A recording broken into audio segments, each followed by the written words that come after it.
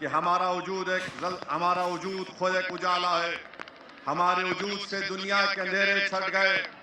हम ना कभी जल्जलों से डरे, ना हम ताकतों के आगे अपने सर को झुकाए। हमारी जिंदगी इस बात की गवाह है कि हमारे बुजुर्गों ने, हमारे आबा अजदाद ने अगर किसी के सामने अपने दिल और सर को झुकाया तो वो अल्लाह की जात है जिसने इस कायनात को बनाया है। मेरी इज्जतदार माँ और बहनों, नौजवानों, क्या नहीं आ रहा? आवाज नहीं आ रही आपको?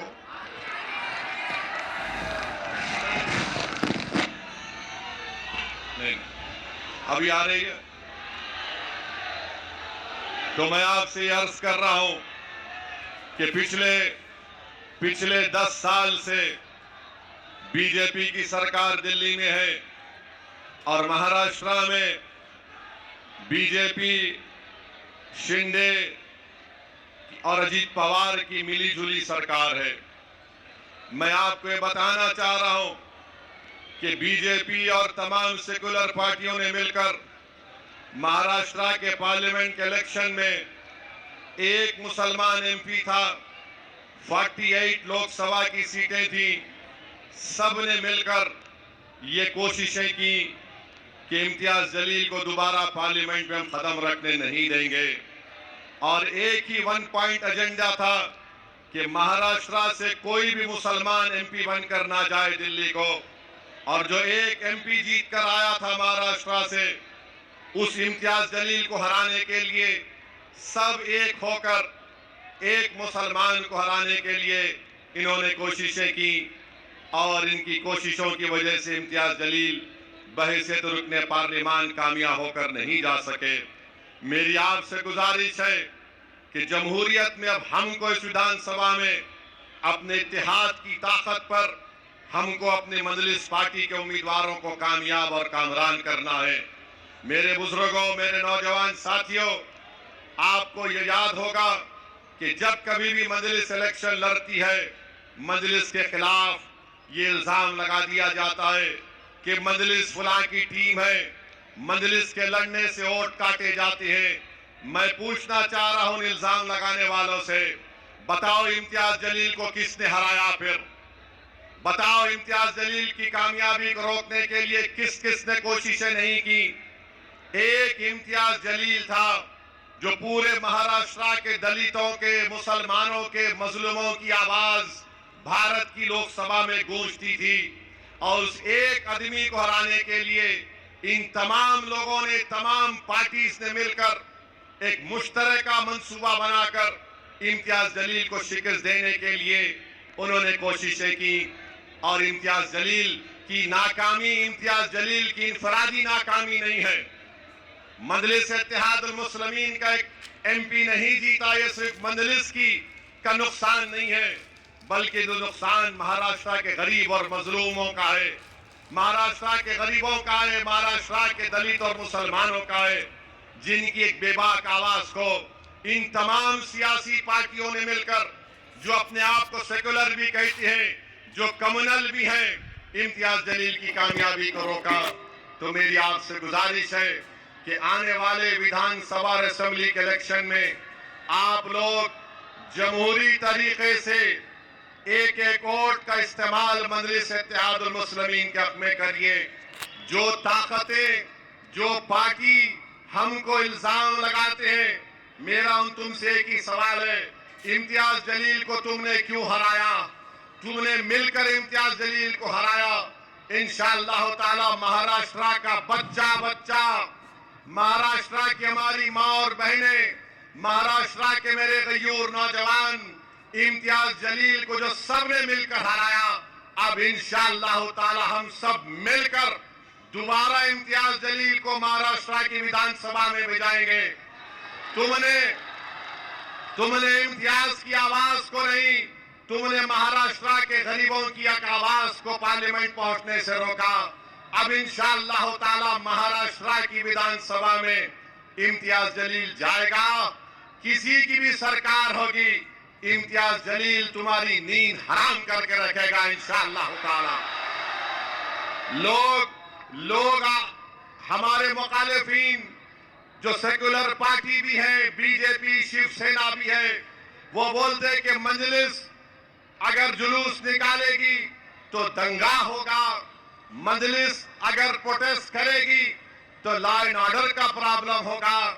और हमारे ही घर में बैठे हुए ऐसे लोग हैं जो यही बात कहते हैं कि नहीं नहीं, एहतजाज नहीं करना चाहिए, एहतजाज करने से गड़बड़ हो जाएगी।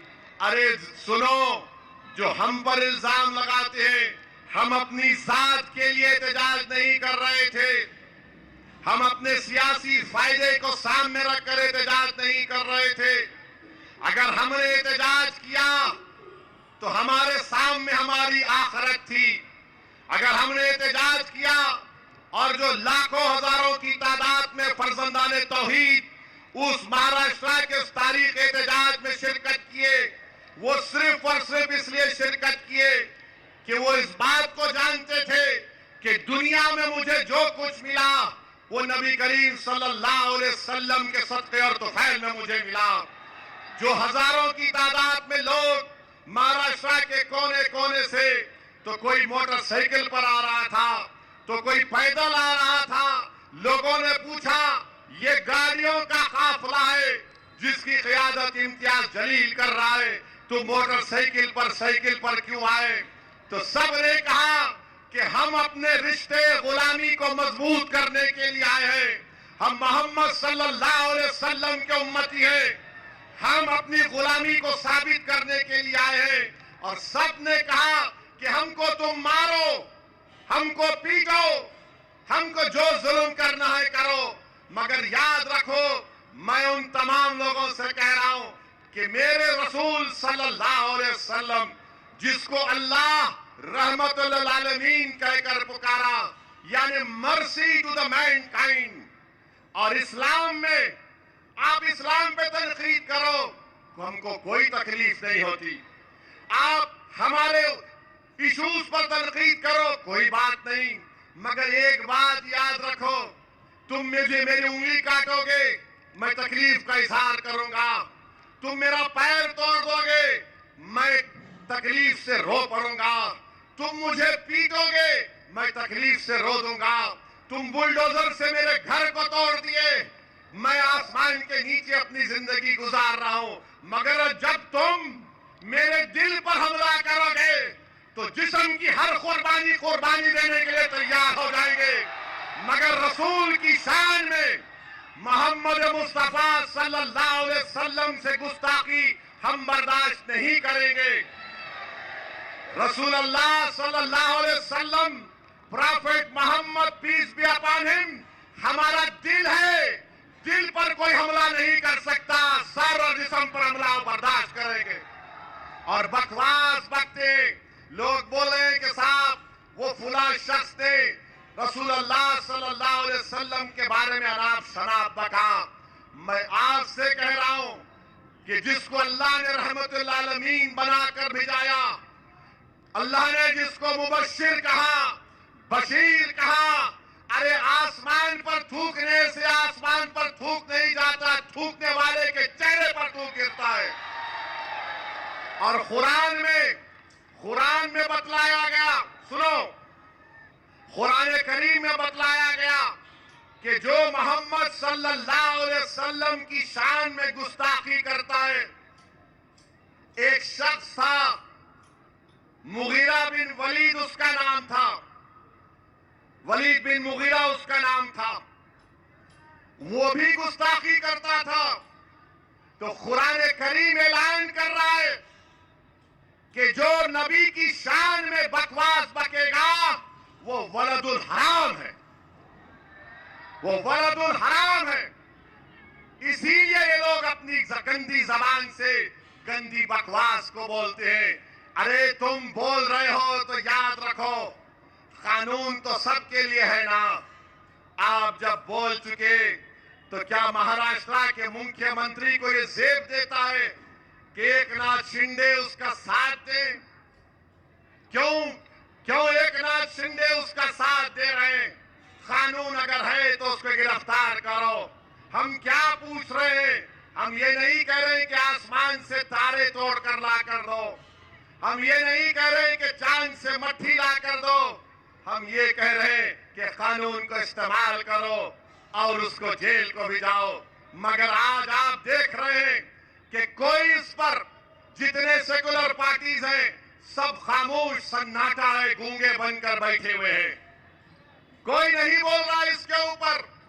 जब इम्तियाज जलील ने ऐलान किया कि जुलूस निकाला जाएगा, एहतजाज होगा, तो हमने हर पार्टी के जिम्मेदारों को जिले सतह पर खत लिखकर भिजाया कि आओ इस एहतजाज में, ये मंजलिस का एहतजाज नहीं है, ये रसूलुल्लाह सल्लल्लाहु अलैहि वसल्लम की अजमत के लिए हम निकल रहे हैं। ये नामूसे रिसालत का मसला है, इसमें तुम्हारे मेरे सियासी इख्तलाफात हम इसको बाजू रखते हैं थोड़ी देर के लिए, मगर कोई सेकुलर पार्टी का आदमी नहीं आया। क्यों नहीं आया भाई? हमने कांग्रेस को लेकर भिजाया, राष्ट्रवादी को लेकर भिजाया, समाजवादी को भिजाया, जितने जितने ये सब लोग हैं सबको खत भिजाया इम्तियाज जलील ने कि आओ तुम क़यादत करो, इम्तियाज जलील तुम्हारे पीछे चलेगा।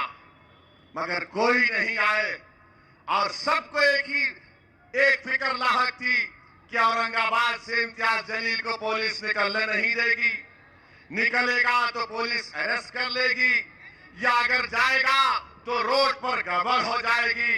याद रखो महाराष्ट्र के मुसलमानों, जब तक तुम एहतजाज नहीं करोगे हम अपने मसाइल को हल नहीं करवाएंगे।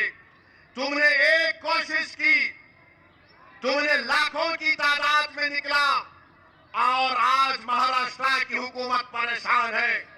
बीजेपी के 5 एमएलए मुख्यमंत्री को खत लिखकर कह रहे कि जिसने प्रॉफेट मोहम्मद की शान में गुस्ताखी की, अनाप शनाप बकने की कोशिश की, उसको गिरफ्तार किया जाए।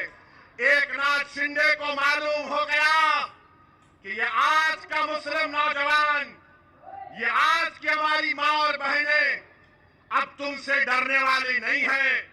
जब मराठा रिजर्वेशन के लिए मराठा लोग रोड पर निकल सकते हैं और चक्का जाम कर सकते हैं, जब बैकवर्ड क्लास के लोग अपने मुतालबात के लिए रोड पर निकलकर मुंबई को बंद करा सकते हैं, जब दलित लोग अपने मनमाने के लिए हुकूक को एहतजाज कर सकते हैं, जब महाराष्ट्र का किसान हजारों मील चलकर मुंबई आ सकता है, तो क्या एक मुसलमान अपने नबी की अजमत के लिए रोड पर नहीं निकल सकता?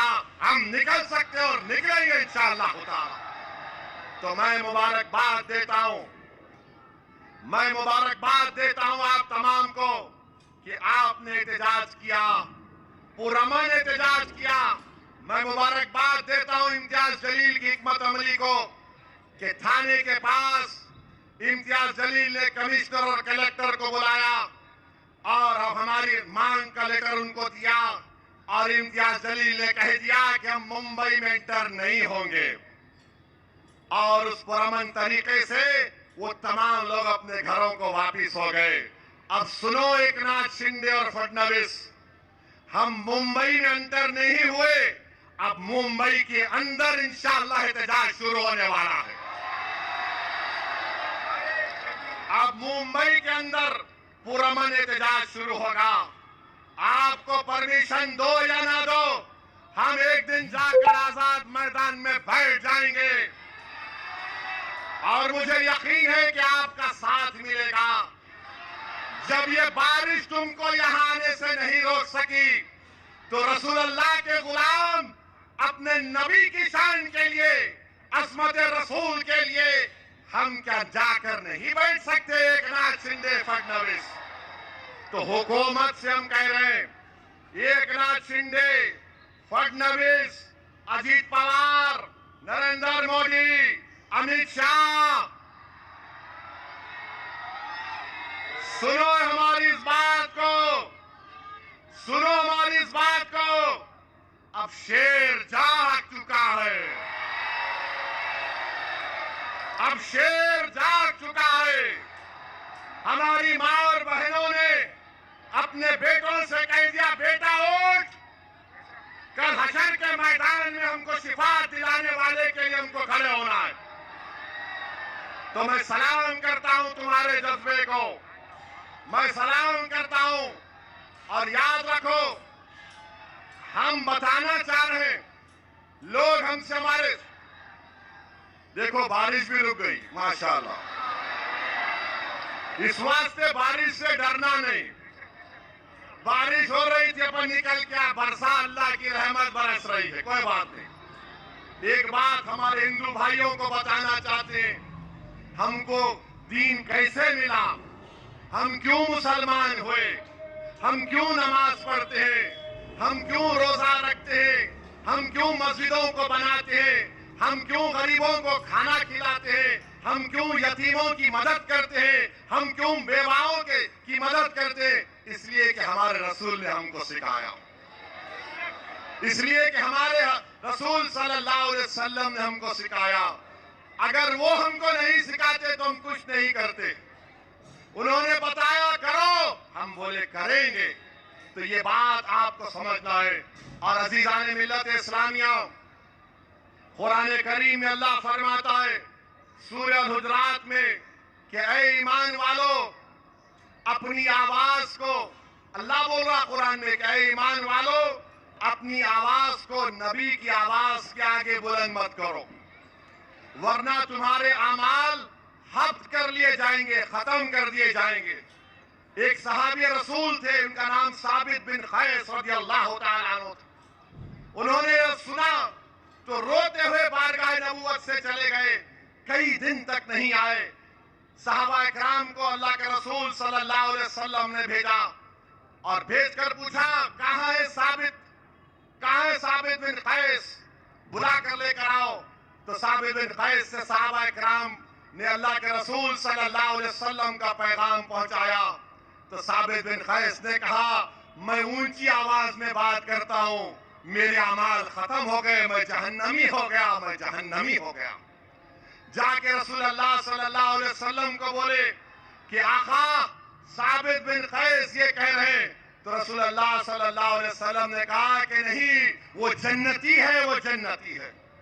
तो मेरे अजीज दोस्तों और बुजुर्गों, मेरे दोस्तों सुनो, सुनो मेरी बात को। इमाम मालिक रहमतुल्लाह अलैह मदीने में है, हदीस बोल रहे, हदीस को बयान कर रहे। लोग उस महफिल में देख रहे हैं कि इमाम मालिक का चेहरे का रंग बदल रहा है, बदल रहा है, तकलीफ नुमाया है। और जब आप हदीस बयान कर चुके, उठकर आपने कपड़े को झटका तो एक बिच्छू निकला। लोगों ने पूछा, इमाम मालिक आप क्यों नहीं उठ गए? तो इमाम मालिक ने कहा कि मैं रहमतुल आलमीन की हदीस को बयान कर रहा था, उसके अदब को मलूज रखकर इस डसने वाले की डस को बर्दाश्त कर रहा था बिच्छू की, क्योंकि अदब मेरे सामने था रसूलुल्लाह सल्लल्लाहु अलैहि वसल्लम का। तो मेरे नौजवानों, तुमको ड्रग्स को छोड़ना पड़ेगा, तुमको जहज की लानत को खत्म करना पड़ेगा, तुमको एक मोमिन बनना पड़ेगा। तुमने अपने गुलामी के रिश्ते को मजबूत कर दिया, तुमने दुनिया को बता दिया कि मैं रसूलुल्लाह सल्लल्लाहु अलैहि वसल्लम का गुलाम हूं। तुमने पूरे हिंदुस्तान के 19 करोड़ मुसलमानों के सर को फखर से ऊंचा कर दिया कि महाराष्ट्र में ऐसे फर्जंदाने तौहीद हैं जिन्होंने पुरअमन एहतजाज किया, हजारों लाखों की तादाद में निकले। अब हुकूमत भी परेशान, अब शिंदे परेशान, फडणवीस परेशान, अब ये सेकुलर पार्टी भी परेशान। ये क्या हो गया? बोलो, क्यों नहीं बोलते तुम लोग? क्या तुम्हारी जबानों को कौन सा ऐसा ताला लग चुका है, तुम इस मसले पर नहीं बोलना चाहते? दूसरी बात, आज हम मीडिया से बात कर रहा था। बोर तो नहीं हो रहे ना आप लोग? नहीं हो रहे ना? चलिए, तो आज हम मीडिया से बात कर रहे थे। ओके, ग्लूकोज मिल गया मेरे को। हम मीडिया से बात कर रहे थे, ये मीडिया के लोग भी थे। तो मीडिया के लोगों ने, अरे नहीं ऊपर नहीं, अभी यही, अब जमीन पे आ गया शेर, अब कोई जरूरत नहीं है। तो सुनो,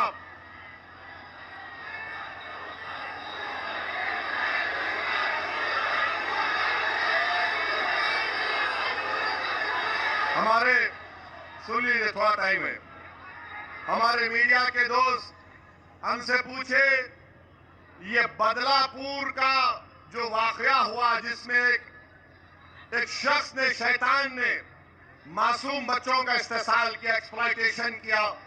उन्होंने कहा कि एक पोस्टर लगा दिया गया है जिसमें फडणवीस की फोटो है, बीजेपी के, मोदी की, अमित शाह की फोटो है, जिसमें पोस्टर में लिखा गया कि बदलापुर का बदला ले लिया गया है। बताओ सऊदीन ओवैसी, तुम्हारी राय क्या है? मैंने कहा कि जमहूरियत में भारत एक लोकतंत्र है, यहां पर बाबा साहब अंबेडकर का बना हुआ संविधान है और संविधान में रूल ऑफ लॉ है। नहीं, आवाज सुनो। अब फिर बारिश हुई तो क्या करेंगे?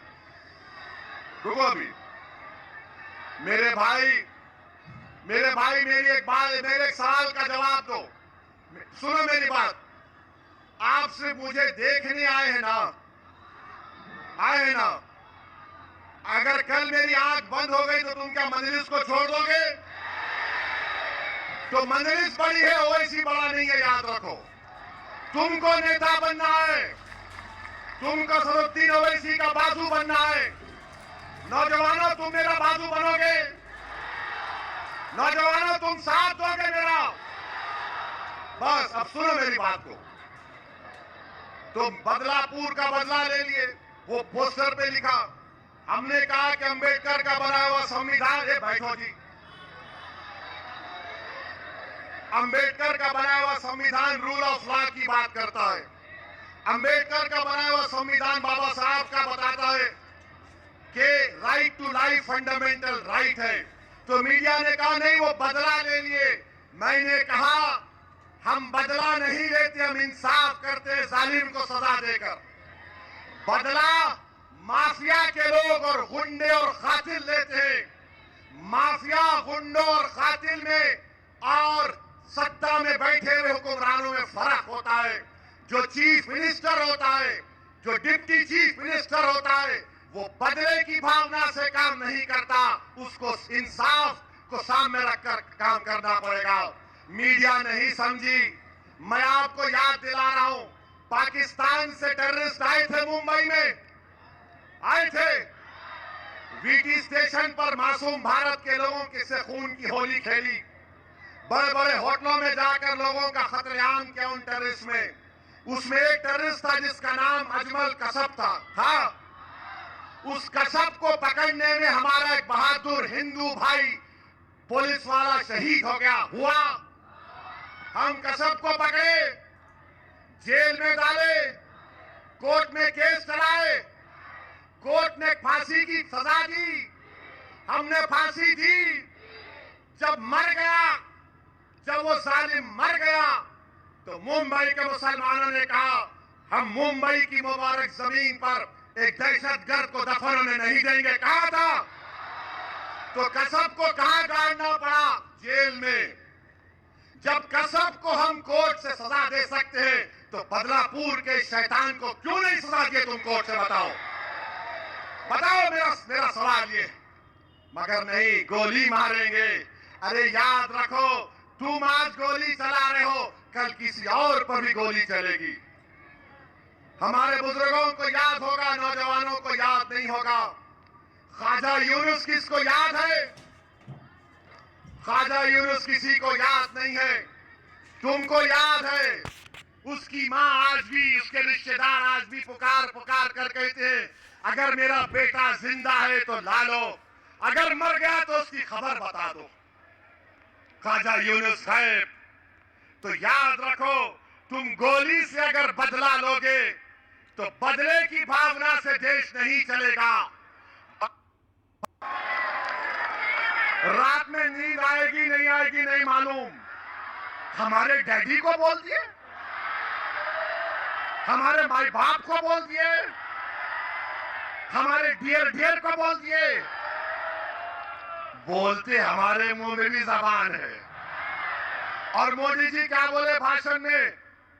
किसी हमारे हिंदू बहन के गले से मंगलसूत्र निकाल कर देंगे।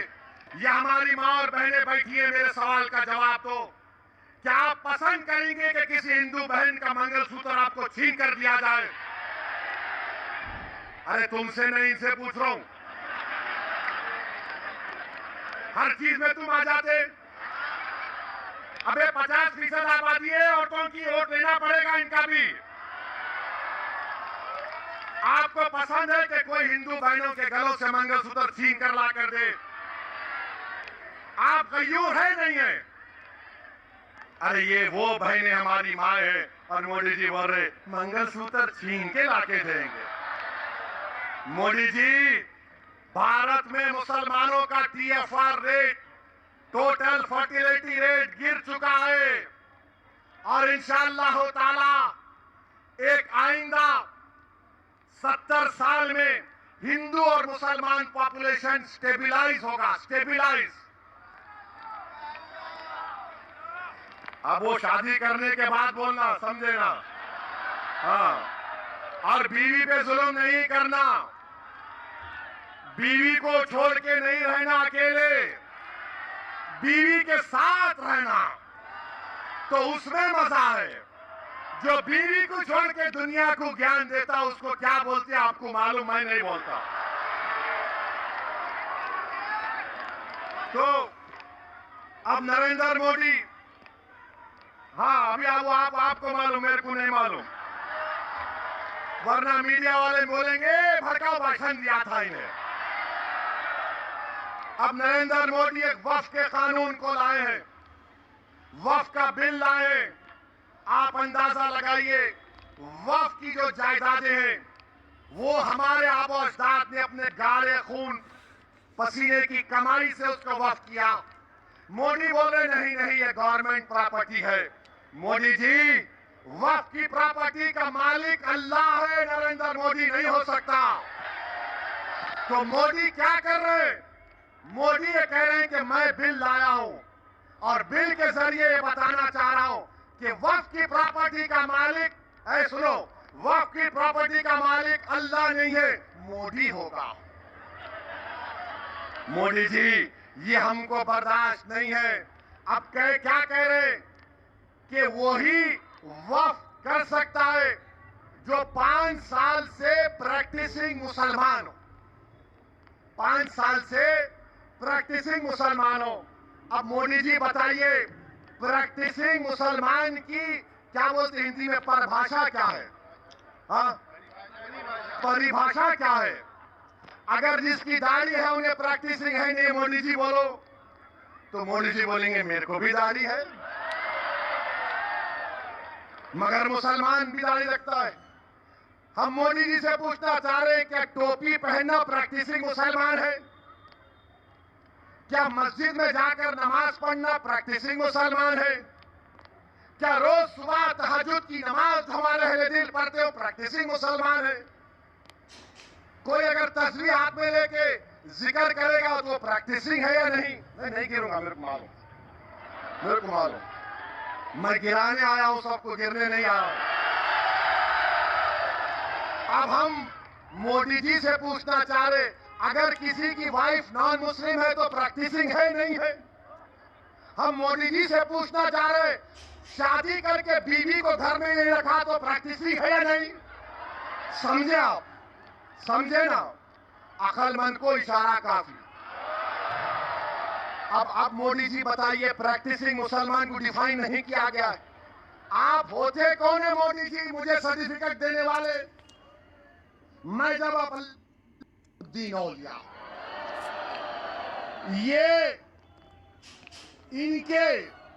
ये जो मोदी जी को नमस्कार, वाह मोदी जी वाह, ये आरएसएस के रंग में है। और ओवैसी जो अमीर खुसरो ने कहा था महबूब इलाही के बारे में, इस रंग में और उस रंग में जमीन आसमान का फर्क है। मेरे अजीज दोस्तों और बुजुर्गों, आपको मालूम, अजमेर की दरगाह के खिलाफ आज अजमेर में केस पड़ गया कोर्ट में, और केस डालने वालों ने कह दिया कि अजमेर की दरगाह में जो बुलंद दरवाजा है उसके नीचे एक मंदिर है। अब बताइए आप, अभी वक्फ का कानून बना नहीं, मगर ये लोग अपनी तैयारी शुरू कर चुके हैं। बहरहाल मेरे अजीज दोस्तों और बुजुर्गों, आने वाले विधानसभा में, इस विधानसभा से हमने रईस लश्करिया साहब को अपना उम्मीदवार बनाया है। तो मेरी आपसे गुजारिश है कि आप रईस लश्करिया को अपना नया विधायक बनाएंगे इंशाअल्लाह। हाथ उठाकर वादा करिए और महाराष्ट्र में मजलिस की कामयाबी के लिए आप दुआ करेंगे, मुत्तहिद रहेंगे, डरेंगे तो नहीं, बी टीम के नाम से डरेंगे तो नहीं। तो अगर आप वादा कर रहे हैं तो मेरी अल्लाह से दुआ है कि अल्लाह हमको साबित कदम रखे और इंशाअल्लाह ताला अल्लाह हमको कामयाब करेगा। आप तमाम का बेहद शुक्रिया, आप यहाँ पर आए। मुझे यकीन है कि महाराष्ट्र की सियासत में एक इनकलाब बर्पा हो चुका है और इंशाअल्लाह ताला अल्लाह हमको कामयाब करेगा। आप तमाम पुरअमन तरीके से अपने अपने घर को जाइए। बहुत बहुत शुक्रिया। अस्सलाम वालेकुम।